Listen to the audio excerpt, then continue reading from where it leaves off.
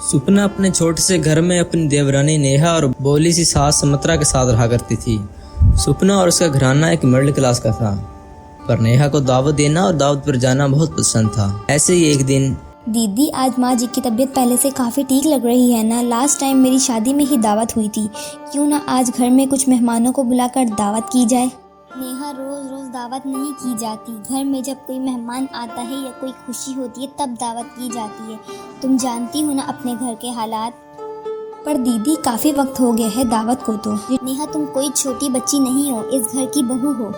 मैंने कह दिया ना घर में कोई दावत नहीं होगी मतलब नहीं होगी। अब जाकर अपना काम करो। सुपना नेहा को दावत करने से साफ साफ मना कर देती है, जिसके बाद नेहा का मुंह उतर जाता है। वो अपने कमरे में जाकर सोचने लगती है, ठानी जी कितनी कंजूस हैं, दावत करने से भी डरती हैं। मैं ऐसा क्या करूं कि मैं लोगों को दावत खिला सकूं। नेहा काफी सोचती है कि किस तरह वो घर में दावत करे। तभी घर का फोन बजता है। अब जैसे ही नेहा फोन उठाती है तो उसे पता चलता है कि फोन पर इसका मामा ससुर हैं। माफ करना मामा ससुर जी, मैंने आपको पहचाना नहीं। कोई बात नहीं बहू, वैसे मेरी बहन अब कैसी है?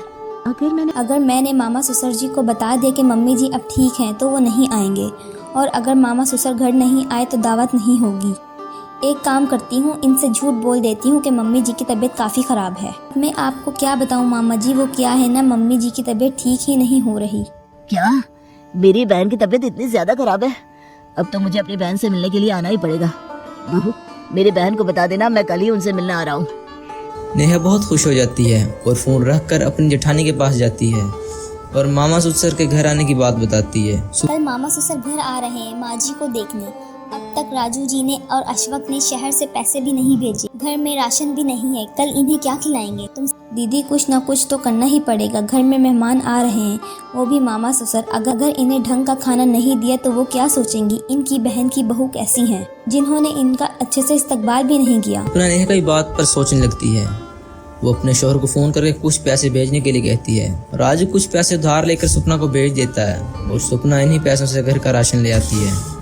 इतना सारा सामान, कल तो दावत करने में बहुत मजा आएगा। हाँ दीदी, सारा सामान संभाल कर किचन में रख दो और ध्यान रखना कि इतना ही खाना बना के वो बर्बाद ना हो। दी, मैं सब कुछ समझ गई। आप दावत की सारी जिम्मेदारी मेरे ऊपर छोड़ दो, मैं सब संभाल लूंगी। आप ना बस माँ जी का ख्याल रखना। फिर क्या था, नेहा लग जाती है दावत की करने की तैयारी में। अगले दिन जब उसके मामा ससुर घर आते हैं तो नेहा एक आदमी के लिए खाना बनाकर पूरे गांव का खाना बना देती है। इतना सारा खाना देखकर सुपना की आंखें फटी की फटी रह जाती है। नेहा, ये सब क्या है? मैंने कहा था ना कि सिर्फ मामा ससुर जी के लिए अच्छा खाना बनाना, और तुमने तो इतना सारा खाना बना दिया। ऐसा लग रहा है कि जैसे तुमने पूरे गांव को दावत दी है। दीदी, दावत रोज रोज नहीं होती ना, इसलिए मैंने पूरे घर के लिए ही खाना बना दिया। अब अच्छा थोड़ी ना लगेगा कोई एक जना पकवान खाए और एक जना नमक रोटी। इससे पहले कि नेहा को कुछ कह पाती तभी वहाँ सुमित्रा आती है। अपनी सास को देखकर सुपना जल्दी से सारा खाना ढक देती है और अपनी सास को किचन से बाहर ले जाकर इससे बातें करने लगती है। माँ जी, आप यहाँ अगर कुछ चाहिए था तो मुझे आवाज दे देती ना। बहुत प्यास लगी थी, इसलिए मैं खुद ही पानी लेने के लिए किचन में आ गई। और वैसे भी बहू, अब मैं पहले से अच्छा महसूस कर रही हूँ। फिर भी माँ जी, जब तक आप पूरी तरह से ठीक नहीं हो जाती आपको अपना ख्याल रखना चाहिए। और थोड़ी ही देर में मामा ससुर आते होंगे, अगर वो आपको इस हालत में इधर उधर घूमता देखेंगे तो हमारे बारे में क्या सोचेंगे। इस तरह से सुपना सुमित्रा को उसके कमरे में छोड़ आती है। वहीं दूसरी तरफ नेहा मामा ससुर के घर आने का इंतजार करती है। फिर दोपहर से शाम हो जाती है लेकिन मामा ससुर तो आते ही नहीं। मामा ससुर कहाँ रह गए, अब तक आए क्यों नहीं? कहीं ऐसा ना हो कि मेरी दावत बर्बाद हो जाए। एक काम करती हूँ, दीदी से बात करती हूँ। नेहा सुपना से बात करने जाती है। इसे अपने मामा ससुर को फोन करने को कहती है। जब सुपना अपने मामा ससुर को फोन करती है तो उसे पता चलता है कि वो किसी वजह से नहीं आ रही। ये सुनकर सुपना बहुत परेशान हो जाती है। नेहा, मामा ससुर नहीं आ रहे, अब क्या होगा? तुमने तो पूरे गांव का खाना बना रखा है, तुम्हें दावत करने का बहुत शौक था ना, अब तुम ही खत्म करो। पर दीदी, आप मुझ पर क्यों नाराज हो रही हो? मुझे थोड़ी ना पता था मामा ससुर नहीं आएंगे। मैंने तुमसे कहा था ना कि सबके लिए पकवान मत बनाना, सिर्फ मामा जी के लिए बनाना। अब तुम ही खाओ अपनी दावत। इस तरह से सुपना अपनी देवरानी और इसकी दावत से नाराज हो जाती है। नेहा को खुद समझ में नहीं आता कि वो अब क्या करें, इसलिए वो अपनी कुछ दोस्तों और गांव के कुछ औरतों को घर में बुला लेती है। अरे नेहा, ये अचानक से दावत, आखिर किस खुशी में? कहीं कोई खुशखबरी तो नहीं? खुशखबरी तो है दोस्तों, आखिर मेरी सांस पूरी तरह से ठीक जो हो गई।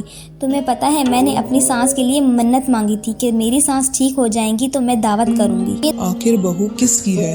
ऐसी समझदार बहुएं पाकर भला मुझे क्या हो सकता है। अब तो मैं सच में पूरी तरह से ठीक हो चुकी हूँ। इस तरह से घर आए सभी लोगों को नेहा की दावत बहुत पसंद आती है और वो सभी जाने से पहले कुछ पैसे वो नेहा के हाथों में पकड़ा जाते हैं। ये देखकर नेहा को बहुत अच्छा लगता है और वो अपनी जेठानी से कहती है, देखो दीदी, आपकी देवरानी की दावत बर्बाद नहीं गई। जितना हमने दावत में लगाया था इतना हमें वापस मिल गया। अरे वाह नेहा, सच में तुमने तो कमाल ही कर दिया। आखिर बहू किसकी है? ऐसी समझदार बहुएं पाकर भला मुझे क्या हो सकता है। अब तो मैं सच में पूरी तरह से ठीक हो चुकी हूँ। इस तरह से सुमित्रा और सुपना नेहा की दावत और इससे समझदारी की तारीफ करते हैं और हंसी खुशी एक साथ रहने लगते हैं।